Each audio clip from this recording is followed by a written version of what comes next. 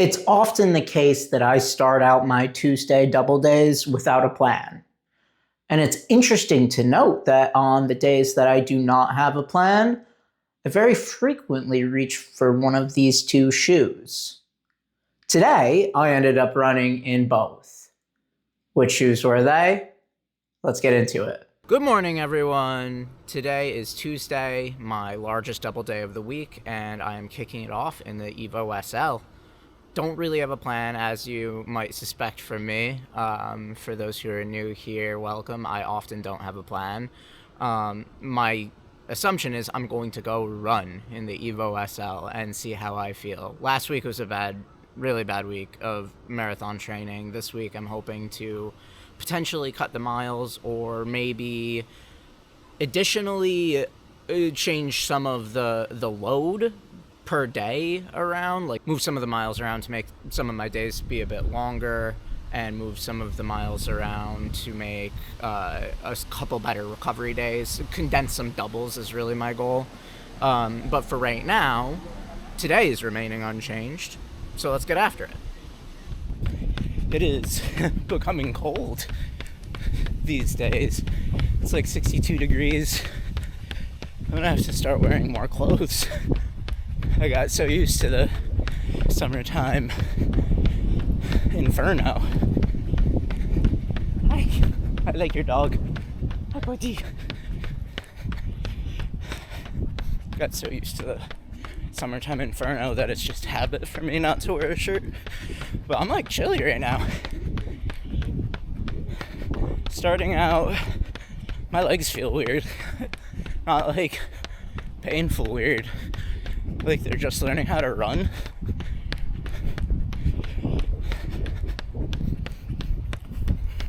I've thought about trying to spread out my mileage over a 7-day period and just run every day.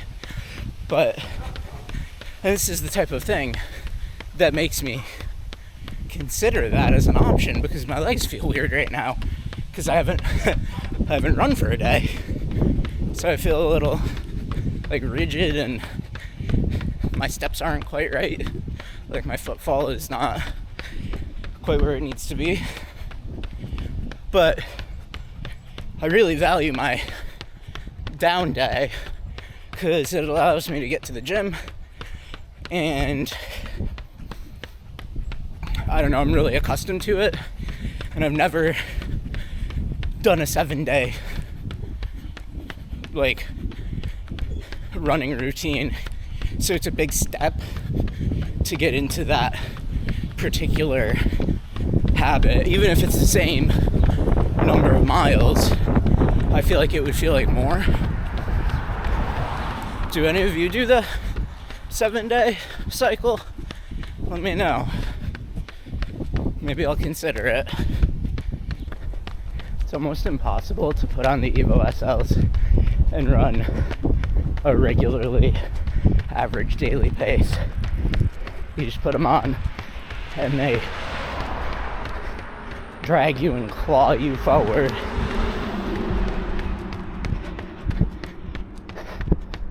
Not bad for a day like today. Maybe that's why my legs were feeling weird though. I feel a little better now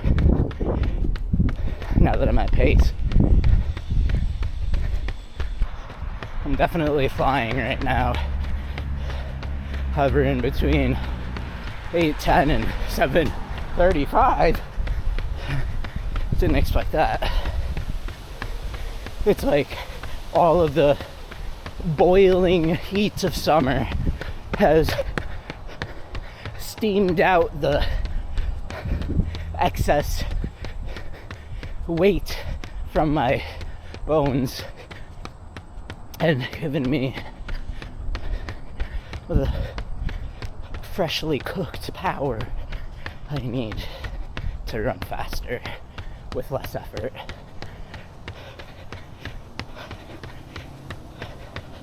I hate you, summer, and I love you.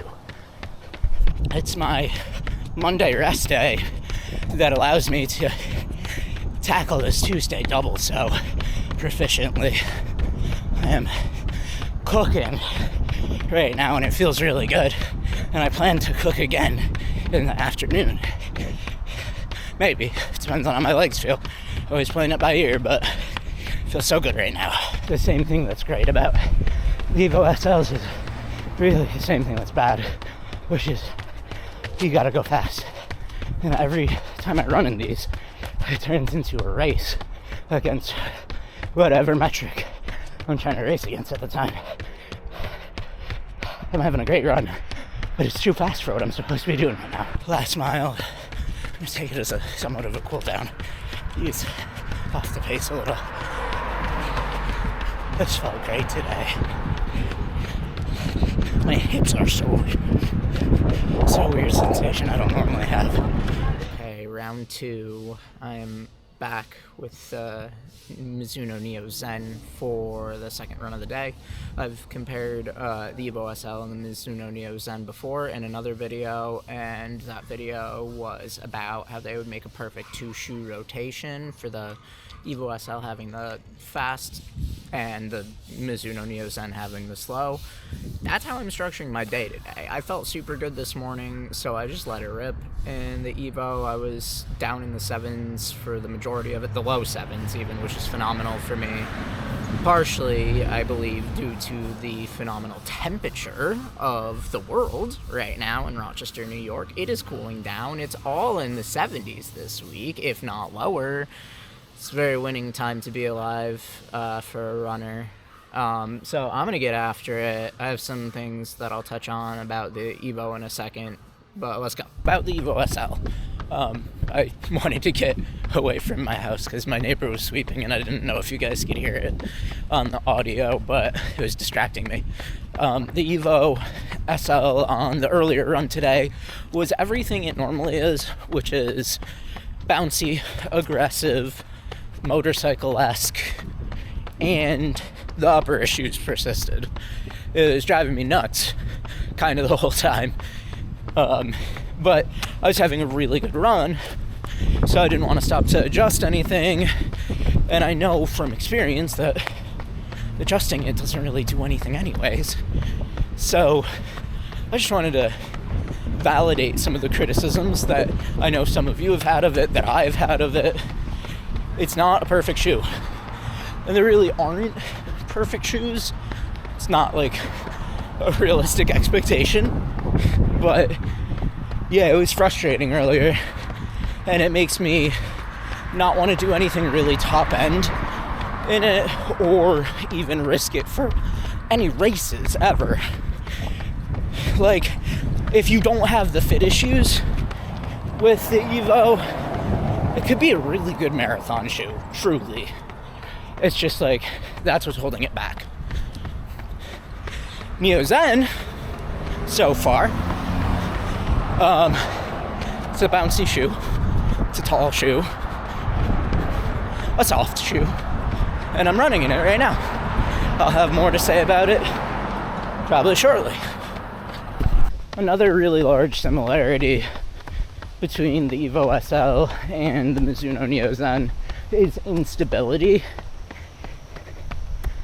but the type of instability is pretty wildly different. The instability in the Evo SL feels like side-to-side squidginess. The instability in the Neo Zen feels like you have a really tall stack underneath you and you might want to slide off the side or the front, or the upper might slide, creating a misplacement of your foot. It's rarely any excessive energy being directionalized incorrectly. It's more like the height creates ankle rollability. I don't know if that's a good enough description, but that's how I feel in them. It's like a lot taller in the Neo Zen, and so if I step with my foot incorrectly, I might move on the platform, whereas in the Evo, I'm going to drift on the platform, but I'm not worried about rolling an ankle. It's more like the foam might create sensations that I don't like. College is officially back in session, and there are a ton of college students just all around my part of town, which is cool. It brings about a certain energy to it. The streets around me that can make their way into being a little bit rougher, a little bit more crime-oriented, seem to welcome the return of the college students because it means an influx of money, which means less crime. And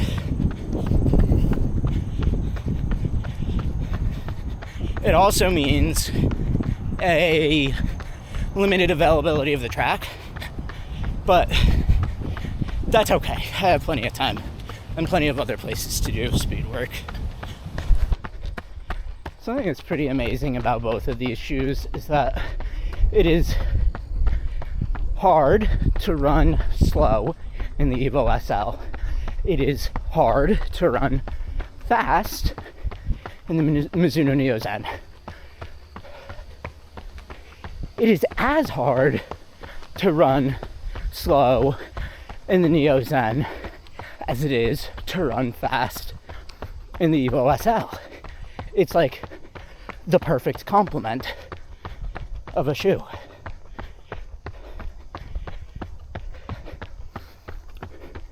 Also similar, besides what I was just saying about the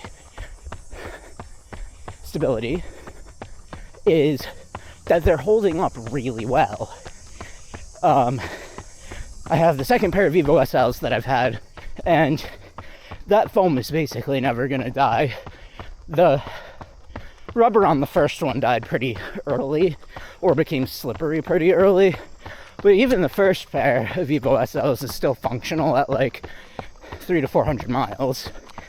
The second pair that I have is at about 150 and it feels brand new. These Neo Zens are over 100 miles, but I don't know exactly how many, and they don't feel like they've really incurred any damage at all. Even like midsole wise, it's hard to say. It's dry right now. Or not midsole, outsole. I was getting distracted by the fact that they further cut down stuff over here. They've been doing some sort of thing to this whole area. It's not very descriptive, but they're clearing out like vegetation and stuff. And from 2 days ago, last time I ran through this area, that's different. More trees are down. So, look, these silkworm nests. Pretty crazy. They just kept getting bigger and bigger. Yeah, look at this whole place, look. I know you've seen me run through here if you're watching my channel regularly, and if you haven't, you probably think I'm a crazy person. But that's all brand new. They cut all of this down recently. I wonder what they're gonna put back here. One of my favorite things about running, and it started to happen more regularly, is meeting runners while you're running and then catching some miles with them. I just met a guy, an older gentleman named Greg, and he's in really good shape. He's obviously been running for a very long time in life. He's run a few marathons, and we just caught it was like 2 miles together. Feels good. Make a friend along the way. Chat about life. This dude from my run club is doing 5-minute quarters right now.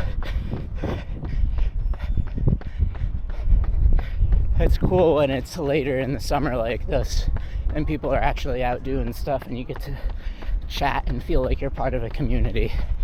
I like it. Today has really typified how I felt last week too. I'm just in the sheer fatigue of it all. I definitely got to take a down week, but it's like every run that I come to. This morning, for example, it's like I could have run 9 like I normally do and then split this into 11 in the afternoon, which is like, no, let's run 10 instead. And those are some really fast miles. And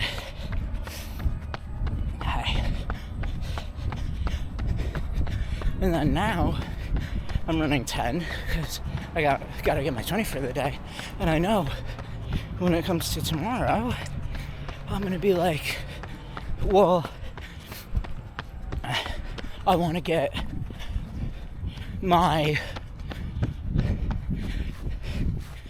I wanted to like try to rearrange some mileage throughout the week and maybe run, instead of 12 tomorrow, maybe do 13 or 14, because I really do want to start shuffling my week around. But that means increasing some mileage in some places. And so then by the time I get to midweek, it's like I'm gonna already be halfway to my target mileage for the week, so why not finish strong? Especially since I'm trying to add some mileage to my long run to make it a 22-mile long run. Or maybe 21 this week and 22 next week. But yeah, I don't know. I'm struggling to cut back right now, even mentally, even before I need to cut back. Like, I just don't, my brain doesn't want to do it. I gotta train myself to listen to my body, and I'm gonna force it to be a down week, not to force it the other way. Hello, everybody. I am here, as you saw, with the Adidas, Adios, Adizero, Elemento P, QRS, TUV, Evo SL, and the Mizuno Neo Zen. These are two shoes that I have reviewed a lot. I've run in a lot. I will continue to run in a lot, and there's a few good reasons for it. And there's also a few drawbacks to both of these shoes that I've talked about from time to time, and I'll talk about again.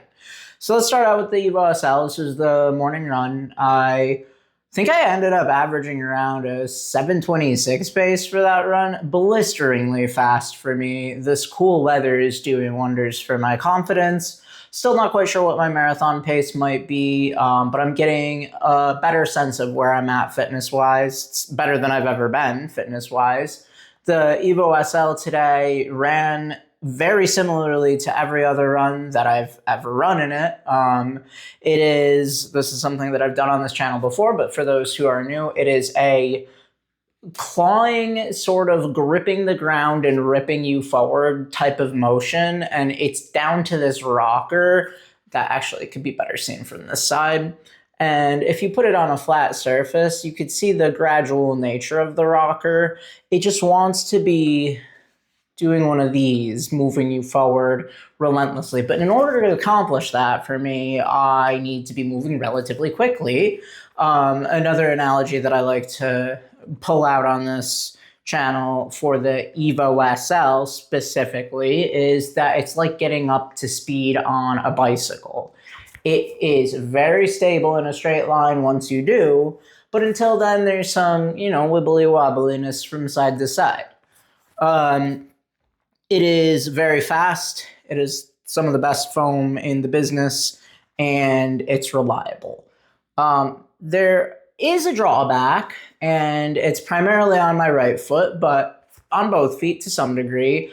I get this lateral drift in the pinky toe area. So my whole forefoot, if you're looking top down, goes that way in the shoe. And it's just a little disconcerting. It doesn't actually really do anything on the run except annoy me. And I wouldn't really consider this for a marathon as a result of that. Otherwise, I think the foam is phenomenal. I think the durability is very good. There is a little bit of durability concern on the rubber, the outsole, and I'm even feeling this right now. This is getting up towards 200, where the last pair of these that I had started to wear down past the point of usability in wet conditions. This is still perfectly grippy in the dry and probably will remain that way for a very long time, but in wet, around 200 miles, some of the grooves from the rubber stripped down in the Evo. That's really all I have about the Evo SL. It is very fast, and it's pretty challenging to go slow. So, Neo Zen. Why do I have it? Why did I run in it today? Well, I had such a joyous, fast, speedy run in the Evo SL this morning that I wanted to chill out a little bit in the afternoon and not take it so hard. And I reached for a shoe that I know is comfortable, soft, but not mushy, and very good at running relaxed paces. Keeps me accountable to those relaxed paces. Now, this does have a bit of a speed range to it. I don't want everybody to think that this is a slow shoe by any means.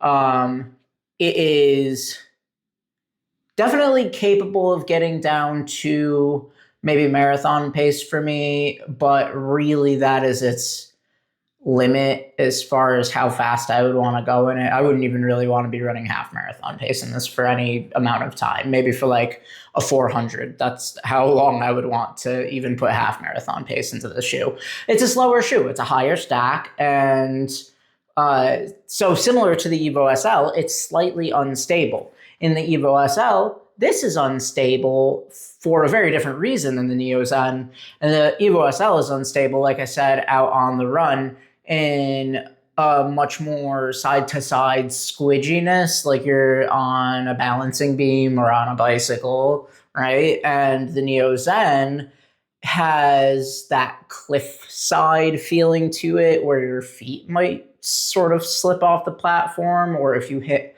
a crack incorrectly, maybe the whole shoe goes like this. But with the Evo, it's more like you have a full shoe underneath you, but your foot on the foam might feel a little wibbly wobbly, right? So different levels and different types of instability.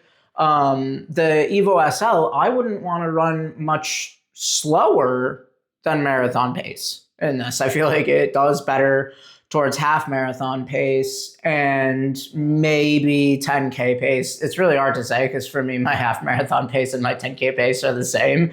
But if I wanted to run a fast 10K, I have better options personally, like Takumi-san or Streak Fly 2 or any of the racing shoes out there.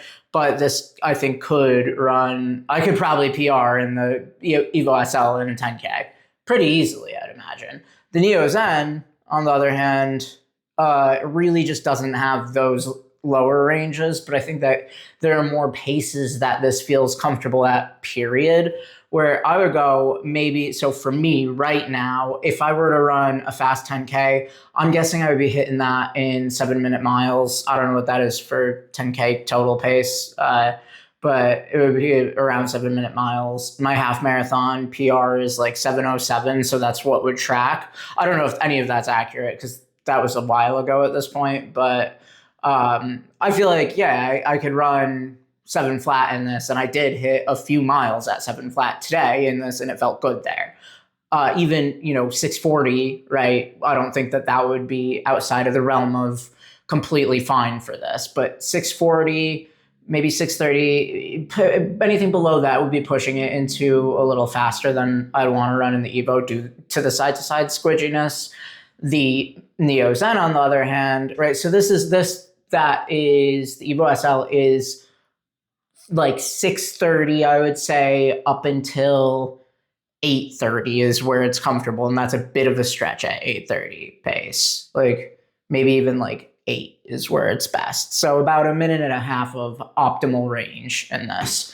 Neo Zen, I would say you could go around 740, maybe 750 minute mile in this, up to even 10, 11, 12. Like for me, I don't really typically run my miles at those paces, but any of those, like really for me, I think the slowest I've run in this is around a 10-minute mile, but that's like a 2 minute and 20-second pace range. This has more variable pace range to it than the Evo SL is what I'm trying to get at, and the sort of the thesis of the comparison here between the two. But they're different. I mean, they're very different because one is faster and will probably be the more exciting miles that you run, and you are going to want to reach for it for more exciting runs. But the Neo Zen is going to be applicable for more runs, period, right? Like, because if you're following a polarized training plan and you're running at your slow runs slow and your, fast runs fast, your easy runs easy, your hard runs hard, the majority of your runs are going to be slow. So I think this pair here of shoes makes a crazy dynamic duo. They are very good together. They pair very well together. I mean, I did a double in them today. It was a total coincidence. I didn't actually even intend to run in the Neo Zen at all today. And I didn't pick out the Evo SL until maybe 10 minutes before I went for my first run of the day. So sometimes when you don't know what to do, you like to come back to the old favorites. And I find myself pulling each of these a lot. Maybe it has something to do with the fact that I don't have another slow day shoe. I have something coming in the mail that I'm hoping will take some of the burden, some of the heavy lifting off of the Neo Zen in that avenue or in that arena of chill, easy day runs. But I have a lot of shoes that I could reach for instead of the Evo. It just feels really nice underfoot. It's very bouncy. It's a great shoe.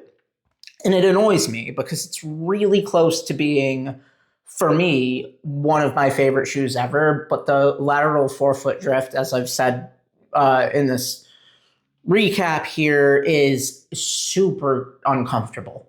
And running in this longer than even 8 miles, I actually noticed it at 6 miles or 6.5 miles today. That's how early into the run it started to genuinely bug me, the forefoot drift. So that being said, I still reach for it, right? If I'm still reaching for it, there's a reason. So Evo SL, Speed Demon, a little bit squidgy, but ultimately a fast, fun daily trainer. Neo Zen, bit slower, very comfortable, very soft, but still bouncy, has a good rebound, a great generalist for those slower efforts. Both are really great shoes. A little more on the Neo Zen before I wrap it up. The upper isn't great. It doesn't lock you down as well, and I think that some of the cliffside instability that I'm getting in this comes down to a sloppy fit in the upper. And I don't know if going down a half size would have helped. I feel like then the lacing would be maybe an issue for me, and it might have just been too tight if I went down a half size. I'm not going back in time to find out. So I don't know if that's part of the reason I feel like, I might step off a cliff or snap an ankle at any point in this, but that's my main, point of criticism with this. And I don't think that this foam is going to last as long as Light Strike Pro and the Evo SL. So thank you for your attention. Stay in motion.